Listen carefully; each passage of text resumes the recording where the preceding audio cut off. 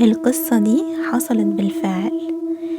أحد المتابعين بعت قصة وبيقول: جدي الشيخ نور الدين كان راجل بتاع ربنا، معروف بكراماته في البلد. هو كان من قرية صغيرة في الأقصر. كان الكبير قبله الصغير بيقدره وبيحترمه لعلمه الوفير.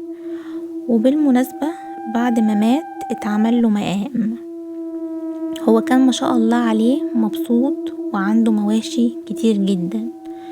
دخل القرية في الوقت ده شلة حرامية مكونة من 3 رجالة مقررين انهم يسرقوا كبارات البلد، وعملوا حصر بأسمائهم. ومن حظهم السيء انهم قرروا يبدأوا بجدي رحمة الله عليه. وفي ليلة من الليالي اتفقوا انهم يسرقوا الزريبة. كان الفجر على وشك، وكانوا عارفين ان جدي بيروح يصلي الفجر في المسجد، وكان بيصلي بالناس في الجامع. وبعد ما جدي خرج قدام عيونهم قرروا 1 يدخل يفك المواشي، و2 بره، 1 يساعده والتاني يراقب الطريق. لكن أول ما دخل الحرامي الزريبة اتصدم، لقى جدي قاعد جوه مبتسم وهادي جدا كأنه مستنيهم.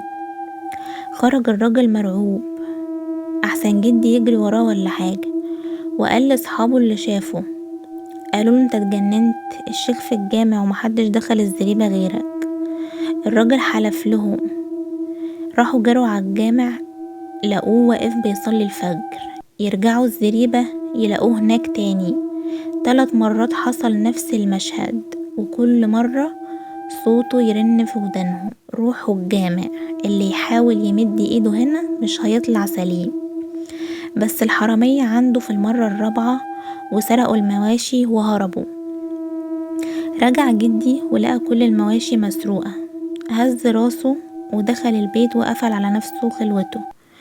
لكن الغريب ان بعد اسبوع الحرامية رجعوا البلد واستسمحوا جدي انه يسامحهم، بالذات بعد ما رجعوا المواشي المسروقة.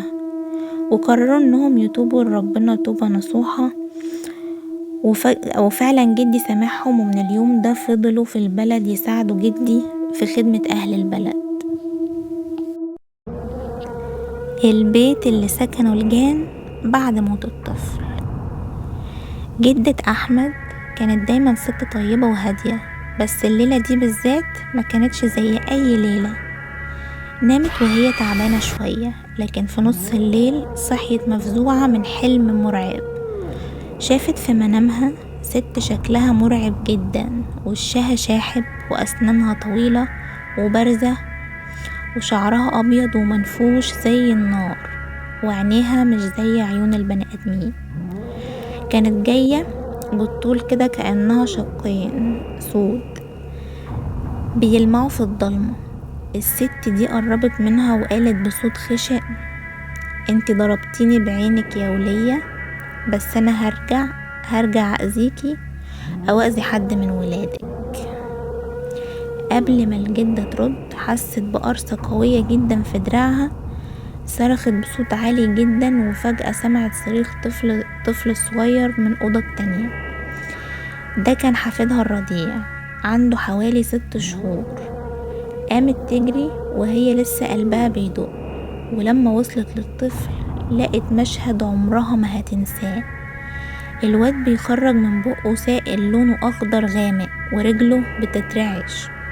خدوه على المستشفيات كلها، دكاترة كتير كشفوا عليه، محدش فاهم حاجة. كل اللي اتقال ان حالته مش طبيعية ومفيش علاج. بس بعد 5 أيام من العذاب راحوا بيه لشيخ قريب منهم، قرأ عليه القرآن ورقاه. وبعدها وشه اتغير وقال: انتوا اتأخرتوا جدا، الولد لبس وجان وحالته خطيرة جدا.